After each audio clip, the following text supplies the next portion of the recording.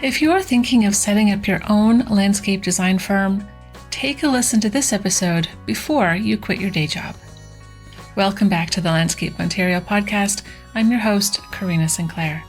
Today we're diving deep into the realities of launching and running your own practice with John Bright, a certified landscape designer and founder of Bright Design Studio.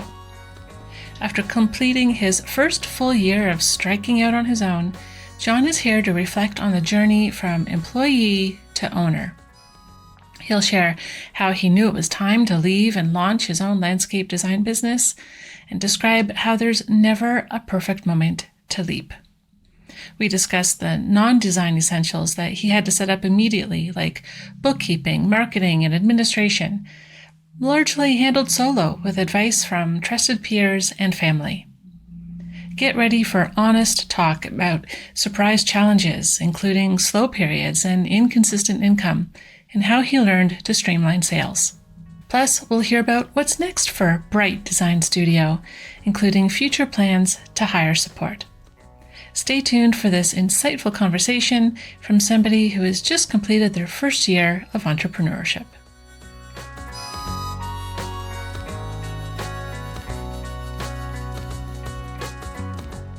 Welcome to the podcast, John. Congratulations on making it through a full year of running your own studio. Thanks for carving out some time to visit us on the podcast today to talk about all the lessons you've learned and the opportunities you've experienced since striking out on your own. Thanks for having me. You had a career working for other people before starting Bright Design Studio. What was the moment you knew that it was time to leave and launch your own company? Oh, I don't know if it was a specific moment, but there's definitely a few moments that built over time. Like you said, had a whole other career before doing this in this field, but I would say I was just getting tired and just kind of worn down and was just like, what am I doing? I think I got to shake it up and just do my own thing. I don't think there's a good time to do it. There's never like the perfect time. It was what I was told and realized. So I just one day just was like, I gotta do this. It's just built up too long. So it built up for too long. So make that leap. So once you decided to head on your own, what were some of the first few things that you had to set up that had nothing to do with landscape design, but involved getting your own business, official? Before I did anything, I reached out to other people that have started their own business in this industry, just people that I knew that I could trust and would give me honest feedback if I was doing the right thing or not, because I didn't go to business school. I went to design school. I didn't do business. So that was the beginning, was just talking to those people first and getting kind of some reassurance that because I was even talking to them, that I was doing the right thing. That was good to hear and to know that I was going in the right direction. And then you get into like all the kind of the technical stuff of setting up a business. You've got to register a business. You have to create a business name. You have to get an HST number. You have to do all of these kind of background things that you don't necessarily think about right away when you're like, I'm going to go do my own thing. So there's some administrative stuff that you got to do that I had to learn on the fly and ask other people for advice on how to do and where to go. And because that's not my strong suit. I can do it. It's not where I find a lot of fun or value. And I know I have to do it. I just don't like doing it. It's just not the favorite thing. But that's some of the stuff that I realized I had to do. Just didn't know how to go about doing it. I don't know. There's not really a way to just go do it. You just ask people. Just bug people. What'd you do? How'd you do this? If they're friends, they'll give you feedback. They'll point you in the right direction. So that's what I did. So some of these tasks, like you're right, a lot of people don't necessarily go to school for the business part. They go to school and do all their training in that thing they love to do, which doesn't necessarily include bookkeeping and marketing and all of that. Are you still trying to do all that yourself, or are you looking to work with other partners who that's their specialty and let them handle some of that for you? Or are you at that level yet? Right now, I do everything myself. All the bookkeeping, all of the expense reports and social media, everything that's not design or project management or actually doing like what the business is written to be. Yeah, I do all of that other stuff right now. It's certainly a lot. It's quite taxing doing it all by yourself. I would love to be able to have other people do it for me or hire some people to help or subcontract it out or something like that so I don't have to do it all the time. But I don't know if I'm there yet. I don't know if there is a good time to say you are there. Just like starting the business. I don't know if there's a good time to be like, yeah, okay, I can just have somebody else do this. I think you just have to do it and then just kind of ride the wave. So yeah, I don't know if I'm there, but it adds a level of stress that I don't I don't want. But it's got to get done. So yeah. It's probably, when you get to the point where if doing those tasks is keeping you from doing the the work that you're meant to do, right? And those are the high quality tasks that only you can complete. If you can't actually do that part while doing all this other part, that's probably a good sign to let somebody else handle it so you can keep working on the design and the project management and stop getting in your own way almost. I'd probably get in my own way a little bit on some of this stuff. I think once a couple other projects start kind of going live and are under construction, that I will probably have my hands way too full to do all of that stuff. So I'll probably have to bug people to say, can you help me do this? Or can you just do this for me? The thought had crossed my mind, not even for that stuff, but just even for like design help, just being able to keep projects moving while I'm doing other things, not necessarily doing the admin stuff, but being on site, troubleshooting, project managing things, or giving clients the right amount of focus that they need. Sometimes that takes away from actually doing the drawing part, is giving your clients the right attention. So that's still a balance that I'm figuring out. What's the part that you love to do the most? I mean, I like designing. Like, you're a designer, you like designing. You're not going to not like it. But I do like managing projects and seeing them come to life and just overseeing how everything goes and making sure everything's being done on time and just keeping things on track. I am a people person, so I like the social aspect of it and being able to just converse and create those relationships with people and clients. That's half the battle, is to build the relationship with your client or your potential client before they become a client. I like that aspect a lot too, but doing all that stuff takes away from sitting in the office and running numbers and creating proposals and time at the desk just sketching, creating concepts and ideas. It's still a work in progress. I haven't figured it all out on how to balance everything quite yet, but we're getting there. I appreciate that honest take on it because it's not all roses and sunshine, even though we might draw them into our landscape design. It doesn't actually work out that way sometimes. And I think design is probably a fairly independent, solitary task, right? It's not this group effort in that moment. It's you and the design. So everything else crowding in on that opportunity to bring your dreams to life, it can be a bit of a distraction.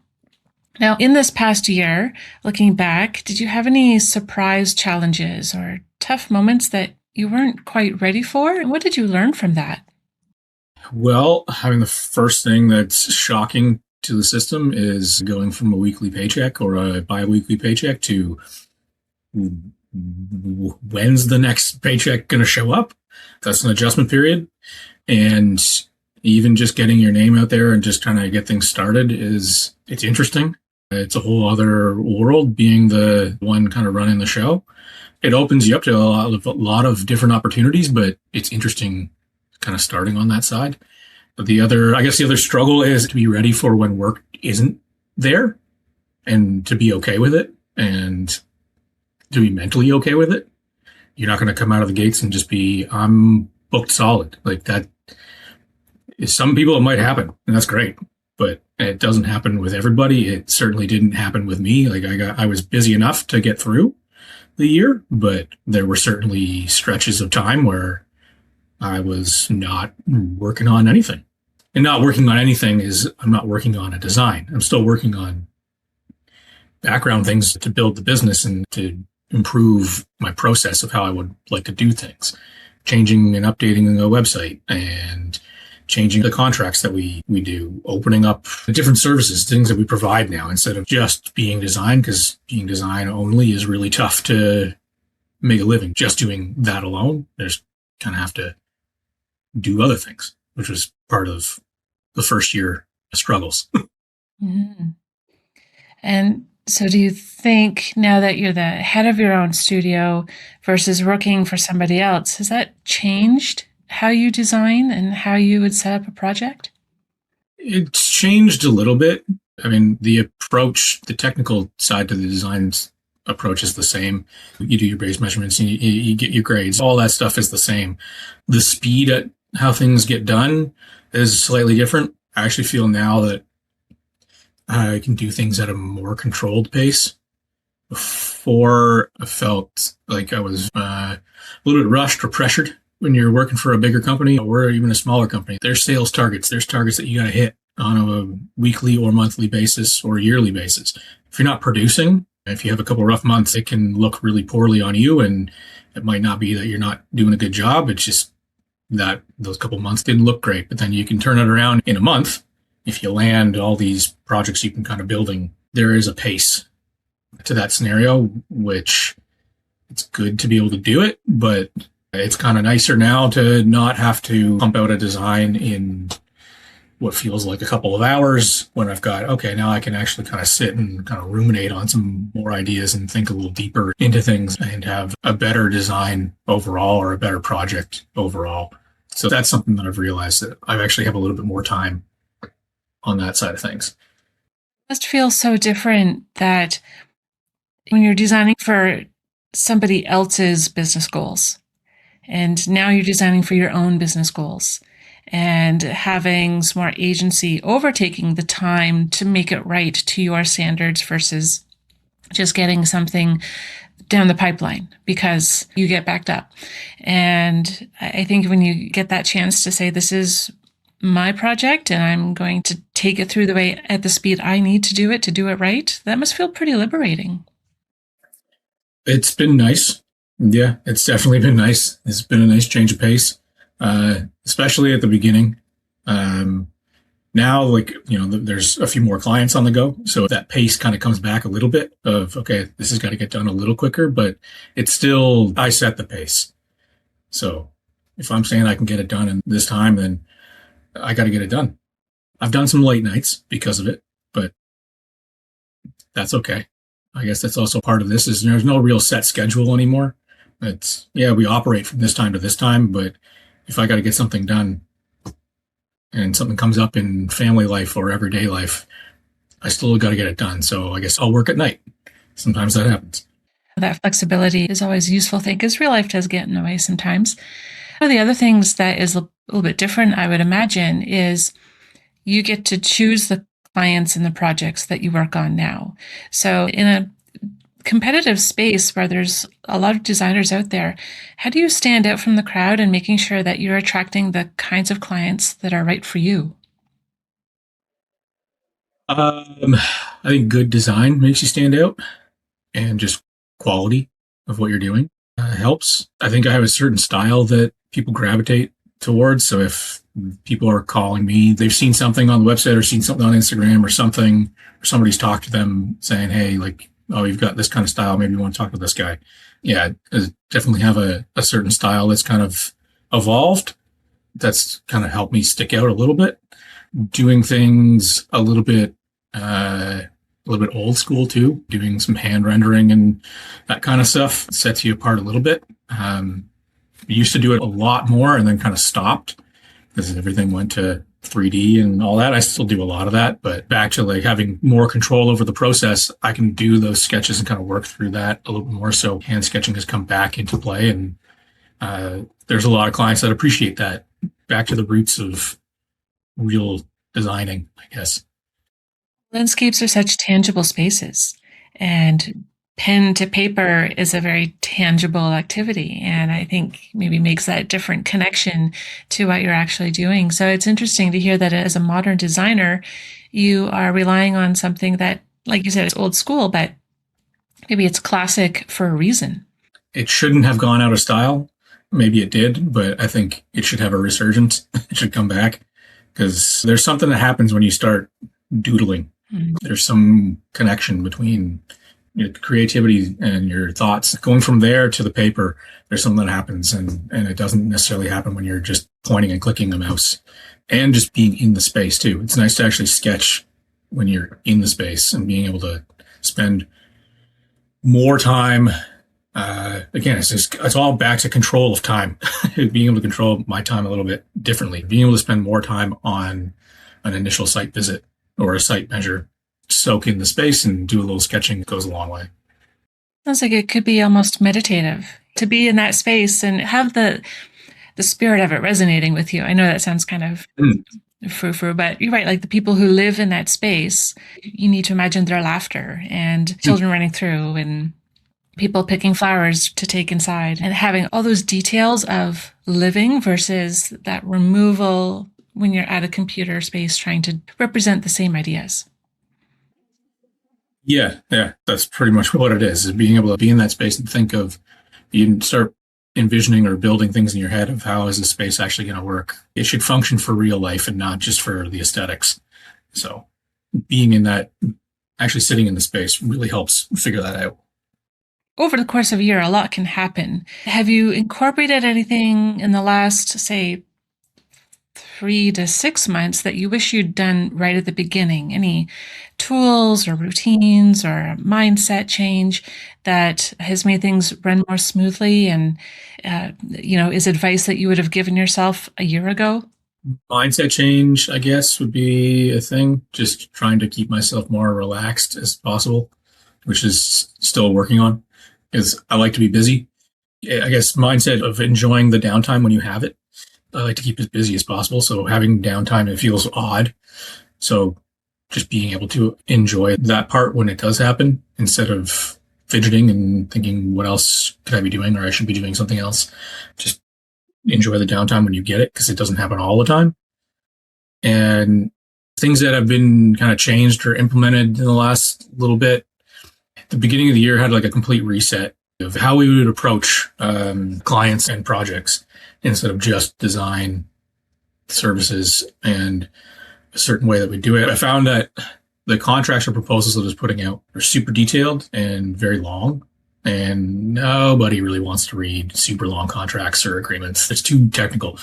Our attention spans are very short, so everything needs to be quick and precise and get the point across. So we're going to restructure all the contracts to like a 1 page or a 1.5 page type thing, and offered up different services. So kind of break things up instead of like, here's this big lump of stuff. It's pick and choose your adventure. And that way it's easier for us to, or for myself to kind of tailor services to each client. So I would have been helpful knowing that right off the get-go of like, I should have structured it like that right away, but I didn't. That took 6-8 months of learning of, okay, I think I need to change how this all gets presented to people. Beyond just your meeting with them or like a discovery call or sit down consultation, how to show the value that you're bringing to the project by them hiring you. So having those kind of things initially would have helped me feel a lot better at the beginning, but I figured it out and changed things up, and it's been going pretty smoothly so far this year. Having those things in place, certainly better than last year. So what happened that brought you to that realization of changing the way you do your contracts? Some of it was contractor to contractor, like kind of like business to business type things where another contractor had hired me or wanted to bring me in. And there wasn't direct feedback, but I could just kind of feel it. Like, all right, that was probably too much. These guys don't want to read all that stuff. It's too much. They're busy. They just want to know, this is what I'm getting and it's going to be quality. Okay, good. What's the price? All right. Started to kind of feel the same thing a little bit with some customers or clients. I was finding I wasn't landing as many things as I had anticipated. In the sales world, I was relatively good at sales. Didn't do too bad for myself in that world. I'm used to landing most projects or most contracts that I put out there. And that wasn't necessarily the case with everything that I was putting out for myself. And why is this happening? And as soon as I added the value piece to it as kind of a reinforcement, Then all of a sudden everything changed and people have like, oh yeah, no problem, signed. Everything was a little more streamlined and just a little bit simpler and cleaner. And that seems to have helped in that area. I imagine in the time since you've focused on sales, a lot has changed in the world and in the economy, and people's priorities or their comfort level with big expenditures may have changed due to some big global issues. So I think that has probably also been a very tricky time to start a new business in this kind of economy. Yeah, I picked the worst time. Just the worst. Yeah. A terrible time to try and do this. But when I talk to different people that I look up to as designers and business owners and kind of mentors, two of them said the same thing to me. Like they started in the recession in the 90s. And they're like, yeah, I don't know. Like I just did it and figured if I can get through this, then I should be able to get through when people are feeling good and the economy is thriving and doing a lot better than what it is now. So I got the same kind of look of like, why would you do this now? And I got the same kind of thought, like, what am I doing? But then was kind of reassured by, okay, well, you guys did it too. And you did it in a similar kind of economic stress that we're dealing with now. So if I can make it and get by and be able to pay bills and be able to live in this kind of environment, then I should be okay or a lot better off when things eventually turn around. Mm. Because everything's cyclical, right? There's always those highs and lows that come and go, and we've seen them. So I think, because there is no perfect time to get started, other than maybe 20 years ago was the best time to get started, but the other best time is today. Yeah. Yeah. 20 years ago, that would have been great. Or right when COVID happened, because everyone was, I need stuff done in my yard. That would have been a great time to go and do it. But I was not thinking that at the time. Mm-hmm. I didn't think I had enough experience with all aspects of the industry to do it. So speaking of all those aspects, where do you go to learn them? You mentioned speaking to some mentors. Like, how have you formally or informally picked up the skills to help you with bookkeeping, marketing, sales, client relationship building, all the businessy things?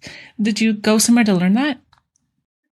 So marketing didn't really go anywhere. I've just been like, okay, I think I take a decent picture. So, all right, I'll put that online. Like that's the extent of my marketing is putting something on Instagram and hoping that it does something. Or I'll spend a little bit for an ad to go somewhere for a couple of days. But that's the extent of my marketing knowledge or expertise. And from like a admin standpoint, I lean on my dad. He's a retired actuary, so really good with numbers, way beyond what I can comprehend.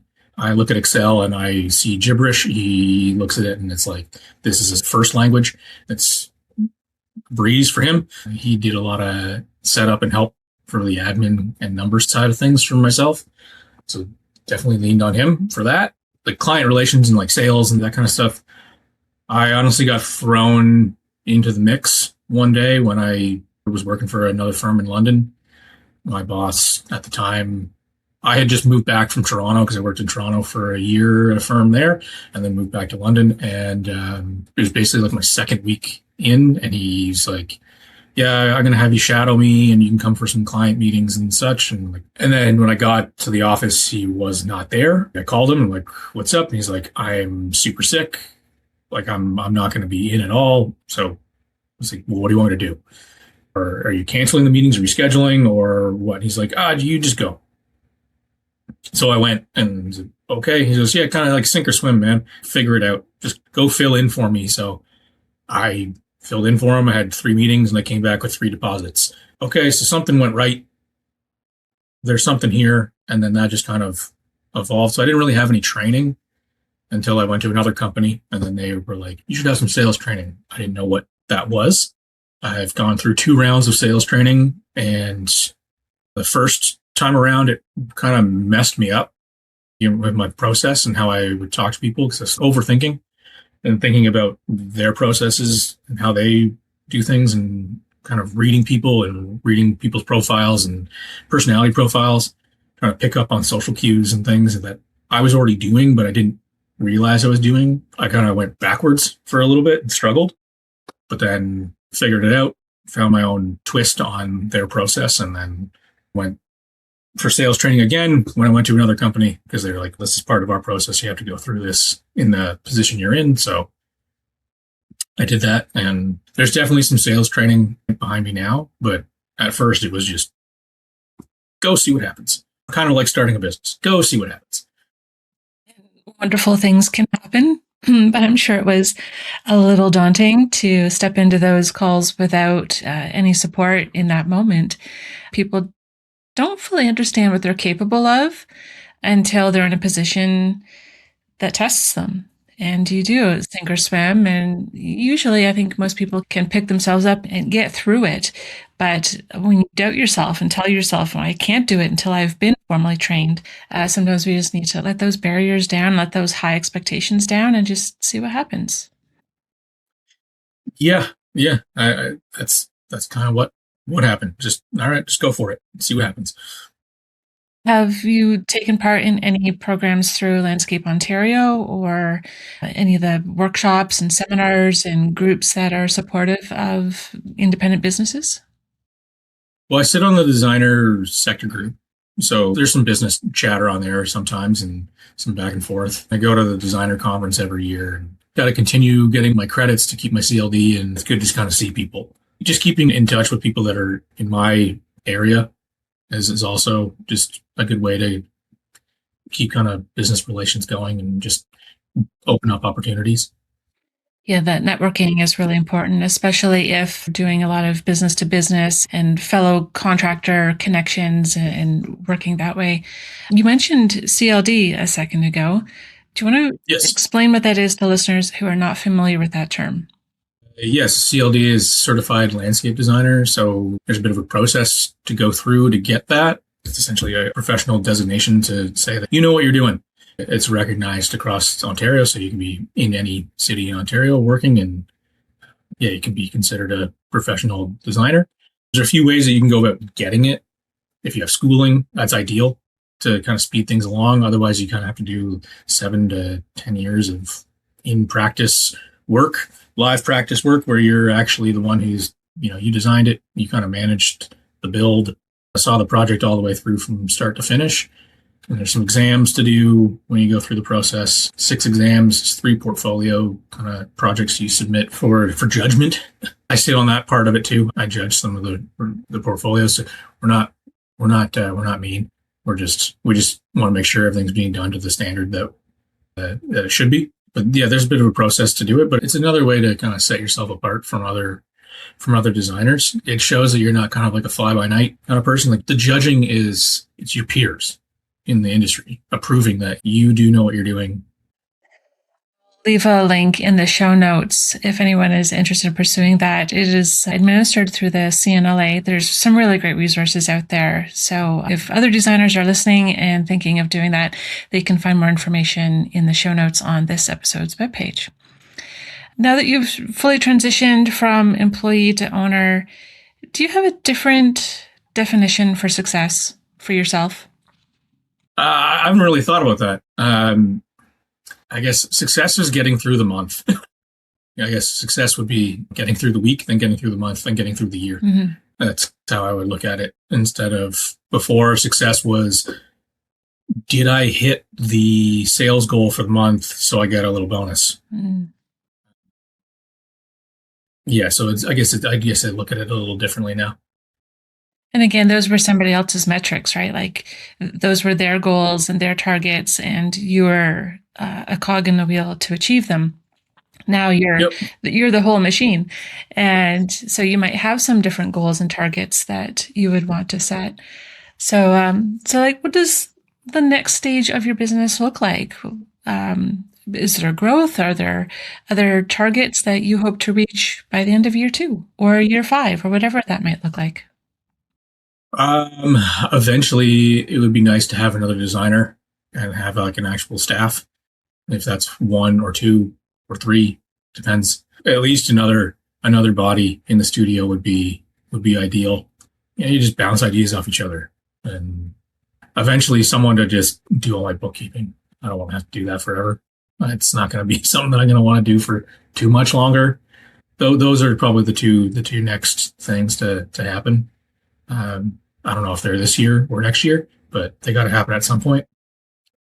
I don't see this just being just me forever for this business. I feel like there's got to be a little team of us kind of going around and making cool projects and making things happen. So Are there other designers that you look at what they have and think, I could have that my own way someday?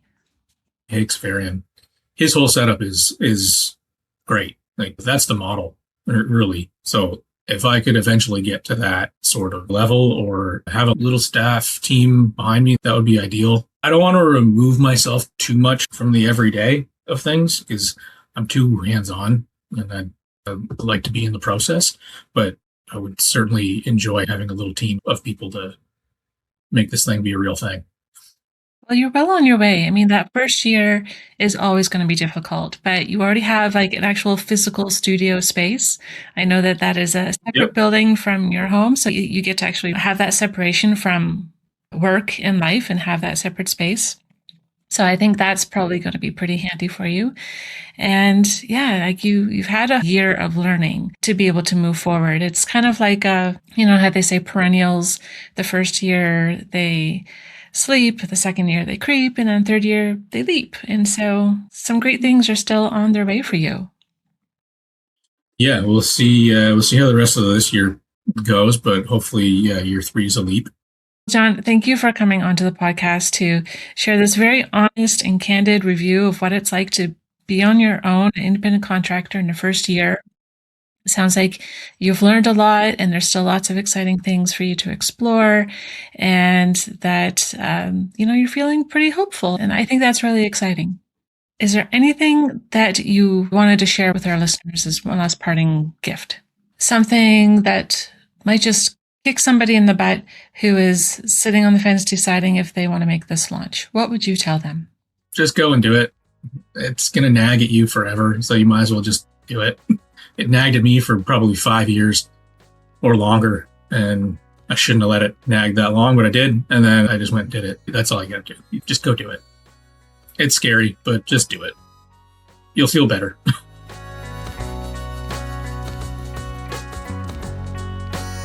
This brings us to the end of a very candid conversation with John Bright from Bright Design Studio. We covered a lot of ground about his first year journey of entrepreneurship, from the crucial necessity of mastering non-design skills to the personal shift to his own idea of success as an owner. John's experience shows that the transition requires grit, adaptability, and a willingness to figure out things as you go. He also shares what he wished he had known right from the start, and to any designer thinking about going independent, John offers this advice: just do it. Thank you for tuning in to the Landscape Ontario podcast. If you'd like to hear more stories from people doing interesting things in the landscape trades, find us wherever you listen to podcasts and follow along. You'll find relevant links in the show notes on this episode's page at landscapeontario.com/podcast. And as always, if you enjoyed listening today, please subscribe, share it with a colleague, and let us know what you think. Whether you have feedback, suggestions for future topics, or ideas for guests, send me a message at podcast@landscapeontario.com. And don't forget to subscribe so you can catch all the latest stories from the landscape industry. Thanks for tuning in today, and until next time, keep growing.